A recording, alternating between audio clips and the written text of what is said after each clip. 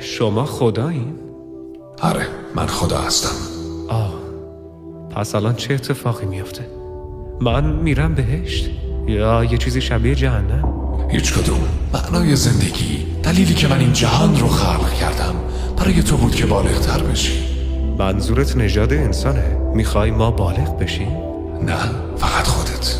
من این دنیا رو فقط برای تو خلق کردم. با هر بار زندگی تو رشد میکنی و بالغ تر میشی و تبدیل میشی به چیزی بهتر، باهوشتر. فقط من؟ پس تکلیف بقیه چی میشه؟ بقیه ای وجود نداره. توی این دنیا فقط من هستم و تو. اما همه اون آدمای روی زمین همشون خودتی. تجسم های متفاوتی از تو. صبر کن، میگی همه آدمای دنیا خود منم؟ الان داری متوجه میشی.